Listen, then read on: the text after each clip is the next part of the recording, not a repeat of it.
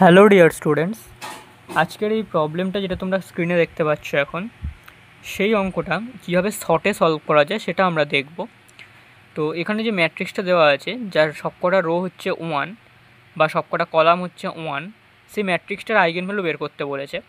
এটা একটা তো করাই যায় যে বাঁদিকে যে অ্যাকচুয়াল ফর্ম বলে যেটা লেখা আছে, যে mod of A minus lambda I, এটা করলে তোমরা ক্যারেক্টারিস্টিক ইকুয়েশন পাবে। সেই ক্যারেক্টারিস্টিক ইকুয়েশনটাকে সলভ করলে যে রুটগুলো বেরোবে ল্যামডার, সেটা একটা হচ্ছে আইগেনভ্যালু বের করার প্রসেস।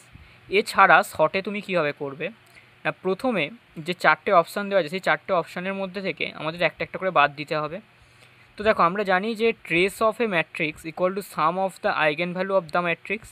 তাহলে সেই পদ্ধতি কাজে লাগালে বা সেই সূত্র থেকে বলা যেতে পারে অপশান ডিটা কোনোভাবেই সম্ভব হবে না, কারণ এখানে ট্রেস অফ এ অর্থাৎ ডায়াগোনাল এলিমেন্টের যোগফলটা হচ্ছে 3, কিন্তু অপশান ডি অনুযায়ী সাম অফ আইগেন ভ্যালু যেটা, সেটা আসবে 5। তো সেটা তো হতেই পারে না, সেই অপশান ডি ডিসকার্টেড। এবার তারপরে আমরা যেটা করবো সেটা হচ্ছে ওটার র্যাঙ্ক বের করব। র্যাঙ্ক মানে হচ্ছে number of non zero row or number of non zero column. তো আমি এখানে রো ইকালন ফর্ম করেছি, তাহলে সেখানে number of non zero row বের করব। এখানে দেখো number of non zero row এসেছে একটা, একমাত্র প্রথম রোটাই হচ্ছে নন জিরো, কারণ ওখানেই সবকটা এলিমেন্ট নন জিরো। বাদ বাকি যে দুটো রো আছে সেই দুটো রো কিন্তু জিরো হয়েছে, অর্থাৎ ওরা নন জিরো নয়। তাহলে number of non zero row হচ্ছে একটা, তাই এখান থেকে ম্যাট্রিক্সটার যে র্যাঙ্ক সেটা হচ্ছে 1। এইটা কিন্তু 1 লেখা আছে, এটা হচ্ছে 1, ঠিক আছে, এটা 1। ওকে, তারপরে যেটা করবো সেটা হচ্ছে অর্ডার অফ দ্য ম্যাট্রিক্স বলবো। অর্ডার অফ দ্য ম্যাট্রিক্স হচ্ছে 3, কারণ এটা 3/3 ম্যাট্রিক্স।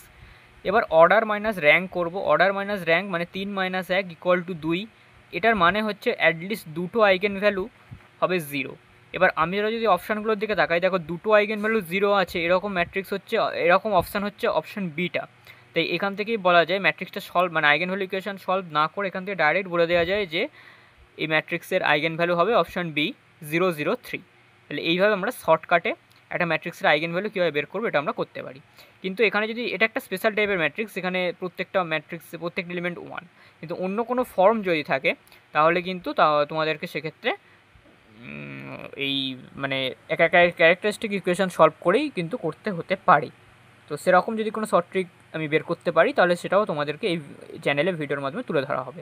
চ্যানেলে নতুন হয়ে থাকলে চ্যানেলটা সাবস্ক্রাইব করে পাশে থাকা বেল আইকনটা অল করে রাখবে, যাতে আমি যখনই কোনো ভিডিও আপলোড করি তোমরা পেয়ে যাও, এবং এই ধরনের কিছু গুরুত্বপূর্ণ শর্ট ট্রিক যেগুলো তোমাদের কম্পিটিটিভ এক্সামের যে পরীক্ষা, কম্পিটিটিভ এক্সামগুলোতে তোমাদেরকে অঙ্কগুলো তাড়াতাড়ি করতে সাহায্য করবে।